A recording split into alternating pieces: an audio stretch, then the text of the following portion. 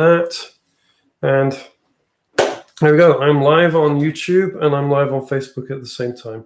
I'm going to kind of focus on my Facebook guys because you guys are all good to go. So I had a request about caged chords and what are they and how to practice it. So caged chords are this system. Sorry, top of my head right there while I set all my stuff up. It's kind of Tuesday nights are a bit of a rush. I probably shouldn't really schedule live stuff for Tuesday nights, but there you go. So let me get this thing going. Man, I feel very disorganized tonight. Awesome. There we go. We're good. So caged chords are when you take the simple open chords C, A, G, E, and D, and you use them further up the neck, really. So you're taking this shape, the C shape, the A shape, the G, the E, and the D. And you're going to move them up the neck. And I'm going to show you some of the different things that you can, in terms of the actual like shapes that you can play with this. Some of them are really difficult, so there are sort of shortcuts and things that you can do to make them easier. But I think more importantly, I'm going to show you how to apply these caged shapes. Okay, so I'm going to take basically I'm going to take a context. So I'm going to take Autumn Leaves, the jazz tune, and I'm going to play the first 4 chords using the CAGED system, and I'm going to show you how you can take these 4 chords and basically transpose them all over the neck into different octaves. Okay, so it's not different keys. I'm keeping it in the same key. We're just going to move it into different octaves. So the first chord really in Autumn Leaves is a C minor 7, okay? And I'm going to play it at the 3rd fret. Okay, there's your C minor 7 chord. And then your next chord is F7, okay? So, you know, if we're playing these kind of chords normally, I think the most sort of basic F7 that people know is just playing like the F7 down here. Okay, and that's fine. So sounds okay, but you can actually do an easier chord change using a sort of caged system. The idea with caged is that when I'm using a lot of caged chords, I tend not to move out of like one area of the neck. Okay, so I'm going to play my F7, sorry, C minor 7, and then I'm going to move to my F7 right here. So check how many fingers actually moved. Hardly any.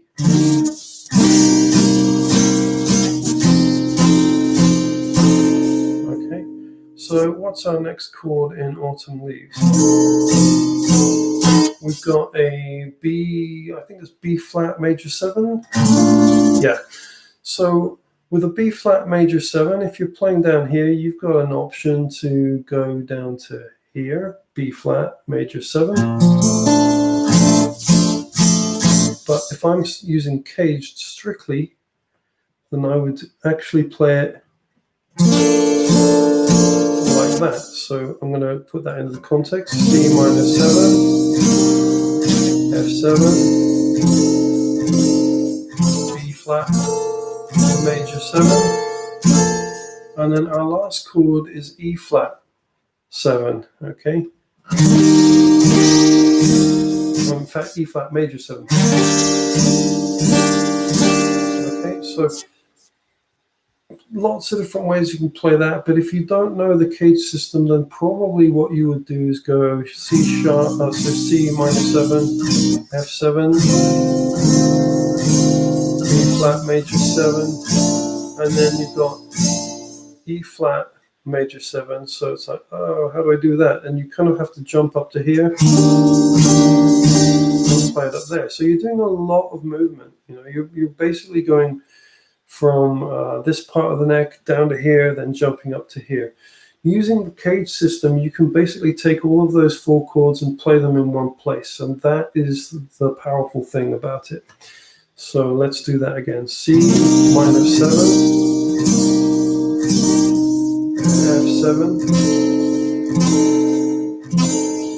B flat, E flat major, no, B flat, and then E major 7. So that's one advantage. Now,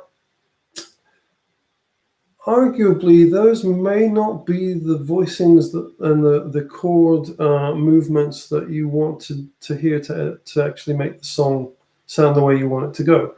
You know, you might think that those chord voice changes, or the voice leading, as it's known, is maybe not quite sounding quite right. I mean, the chords are right. There's nothing wrong with the chords. They're perfectly good. It's just that they're maybe not...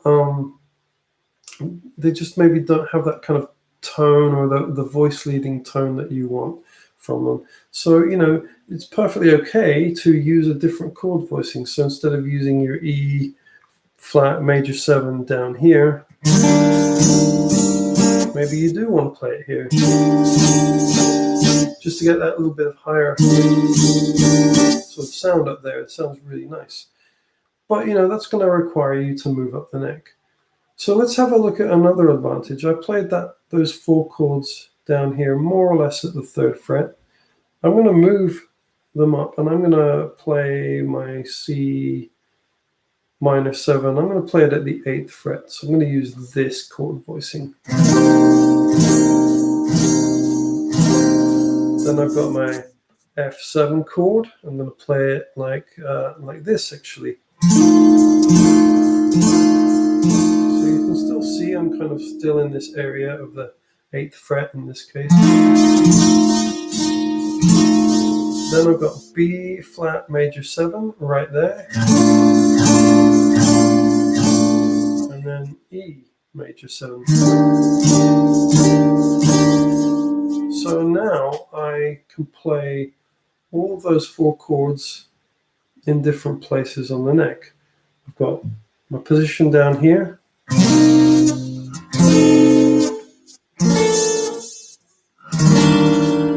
And then I've got my position up here.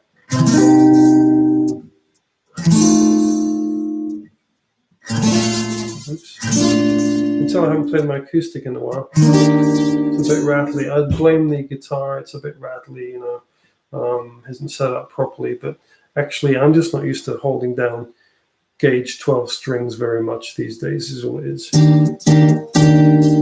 So,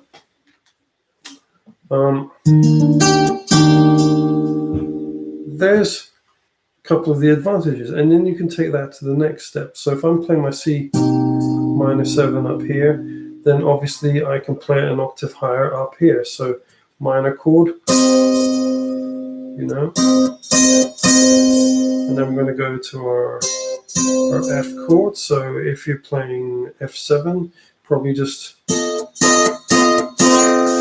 and then we're going to go to the the B flat major 7. So there's my B flat chord right there.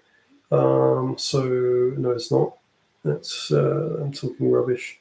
So B flat right here. So go for your 7th chord. Just trying to think how I do my 7s this way. Major, yeah. Nope.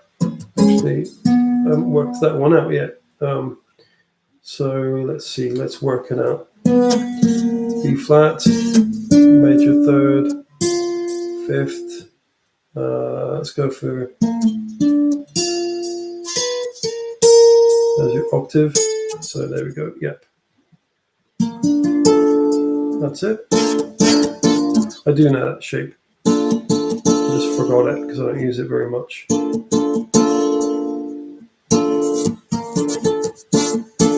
Sorry, I think I lost some. Went off for a second there, but should be back now. Okay, and then we're going to have our B flat 7 shape, which is B flat major 7, isn't it? No, dominant 7. So this shape. Sorry.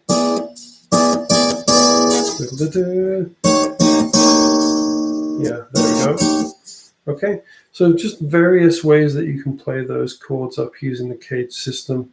Let's go down and explore some of that stuff down here. So you've got your C minor shape, and then we're going to go to F7.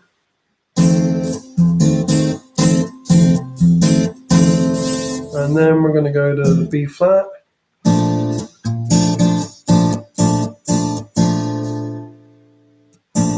So Scott's got a comment there. So using the CAGED chord system, theoretically, you could write an arrangement of a song that is traditionally written with C more. I can't get that to work. Hang on, I want to see what the rest of that comment is. Let me see part of it.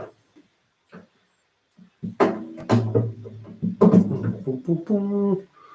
Let's have a look. To look at my nose for a second. Just try and get this. There we go. Traditionally run open chords and give it a different sound. Yeah, that's exactly it, Scott. You can basically take any sort of chord progression and just move it up and down into different things. So let's try something else. Something like Bob Dylan. So Knocking on Heaven's Door, which is in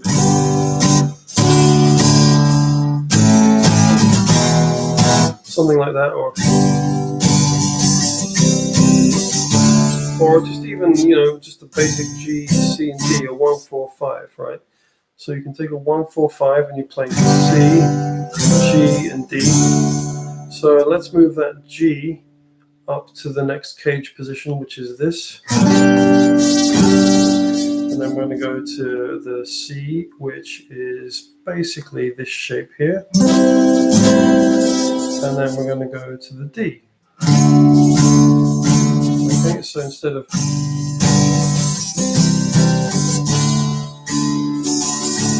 you're going to have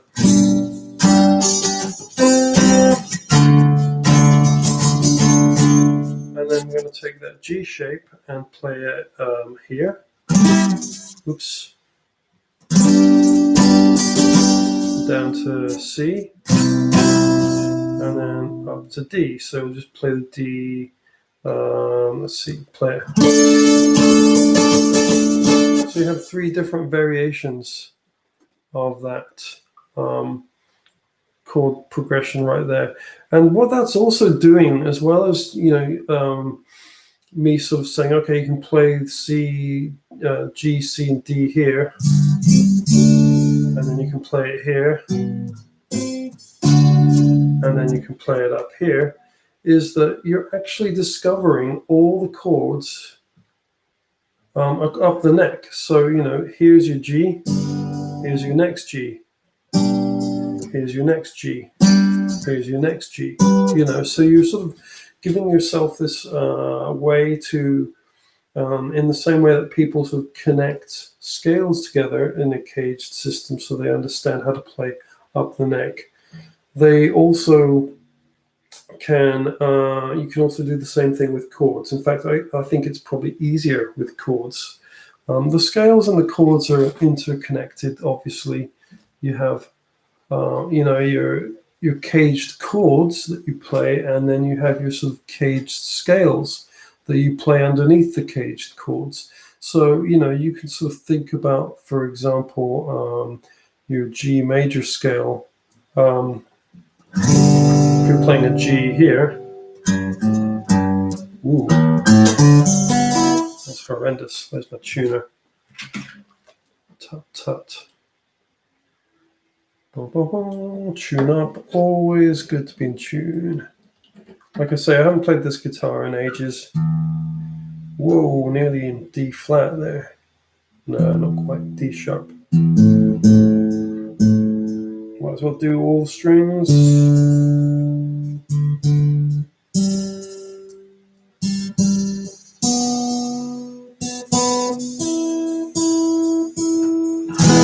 There we go, that's better.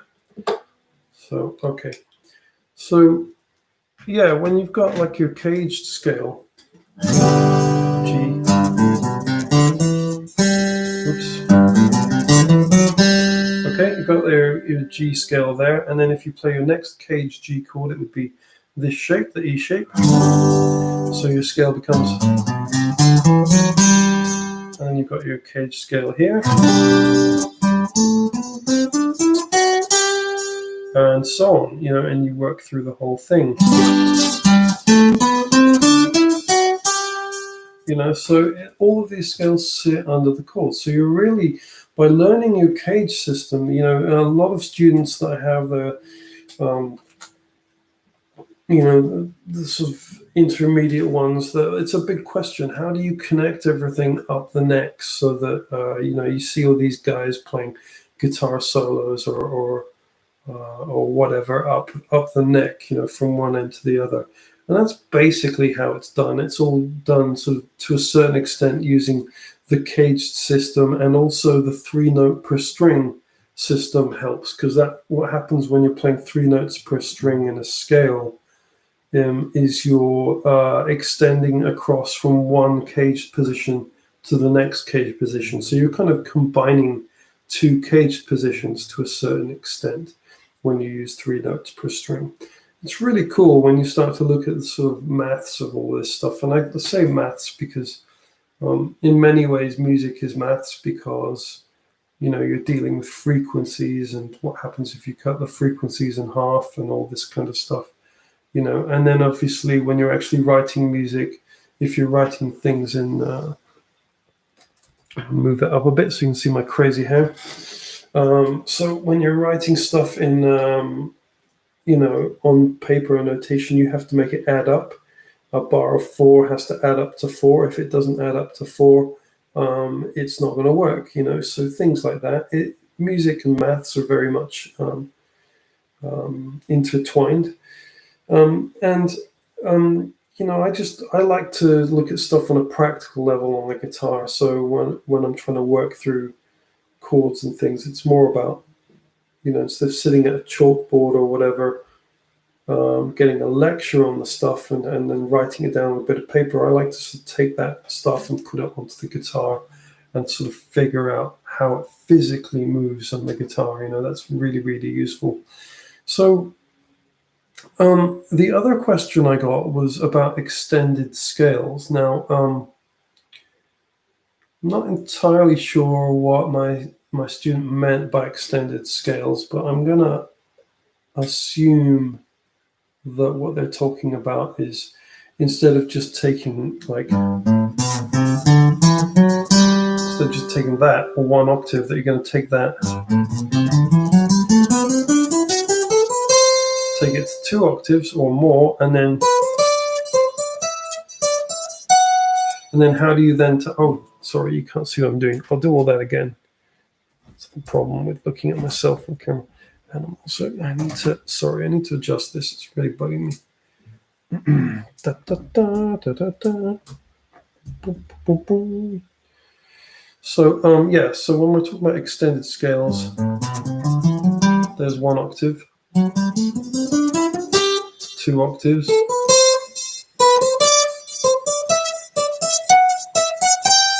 so extending them that way.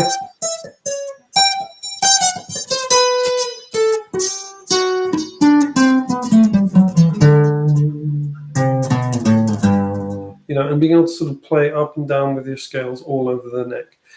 So again, doing CAGED, studying your CAGED shapes helps that. Studying the CAGED chords primarily, and then the CAGED scales really helps. I'm aware now that my face isn't on, so I'm either focusing on my guitar or my face. Unfortunately, because of the way my camera here is set up on my phone, I can only do one or the other. Most people don't prefer to look at my face, they prefer to look at my guitar, which is fair enough. So, studying the CAGED shapes will really help you unlock the whole neck of the guitar and open it up. And then, taking your CAGED scales will do the same thing, but then obviously using your 3-note per string scales to cross those CAGED shapes will really start to make a lot of sense, and you start to get some extended scale shapes that you can do. The other thing that I like to do, and I haven't practiced it in a while, was during lockdown, I got a lesson from the fantastic Alan Hinds, Hinds. He is a guitar teacher over in LA at, I call it GIT because I'm old school, but I think it's now Musicians Institute, which is fair enough. But Alan is a sort of LA session guy. He does a lot of playing over in Los Angeles and Hollywood, teaches at Musicians Institute, and he was doing some lessons. He still is. Like, if you want to get a lesson from him, check him out on Instagram and Facebook and stuff. Alan Hinds, ALLENHINDS. Fantastic player, really good teacher, and he was showing me some stuff in just basically taking a scale and just trying to work your way through it. Now, this was his warm-up. So I did this for a few months where I was just taking, for example, again, just keeping it in G major. So starting at the lowest note and trying to play all the way up to the highest note you can. I'm just going to go up to around here somewhere because I'm not that comfortable playing acoustic guitars all the way up the top. And by the way, YouTube, sorry if I keep looking over here. It's just that's where my Facebook camera is, and I actually have live audience there. I don't have as much live stuff going on in YouTube at the moment because I haven't really developed the YouTube site that much, but it's all good. So let's have a look. So yeah, if you're doing that kind of thing, then really what you're going to do is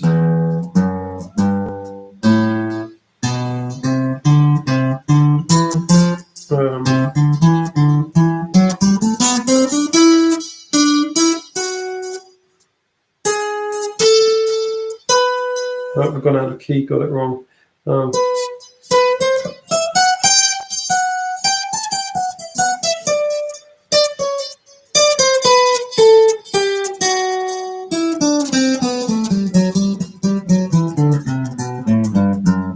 So I never really planned that stuff, and that was his point, is like you need to try and like do it a few times, and every time like start on a different note, maybe keep it in the same key, but try and play through, and that will help you train your ear and train your fingers where to be.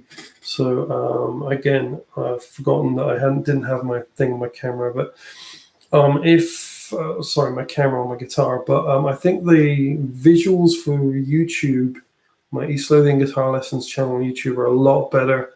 I think I have a better camera going on right there. So if you want to review this later, obviously it's on Facebook, but also check out the East Lothian Guitar Lessons YouTube channel, please. So anyway, look, I'm kind of run out of time. That's half past. I only have half an hour to do these things. I hope it was of some use. I'll be doing another one next week. I'll look a little bit more at the extended scales. If anyone has any suggestions for lessons they would like to do, then please comment. That would be awesome, and I will put something together for you. That'd be great. So PDFs and things, well, I don't really give those out over Facebook. You have to be either one of my students or join my Patreon site, patreon.com, East Lothian Guitar Lessons, and then you get the PDFs, because this is free, so I'm not going to spend a whole bunch of time writing that stuff out for free because I'm Scrooge at this time of year. But the real reason being that I'm actually very busy teaching, so I don't have time to sort of sit and work all this stuff out and write it all down. It is written down somewhere, but check out the lesson again. I'm kind of waffling now, but anyway, I have a couple of cool things coming up in 2021 as well, which I'll be telling you about later on at some point. Some exciting online stuff that I'm going to be doing. It's already in process. I just need to put it together properly and launch it. But exciting stuff coming this way. So watch this space. Anyway, guys, thanks for tuning in, and I will see you next week. Bye-bye.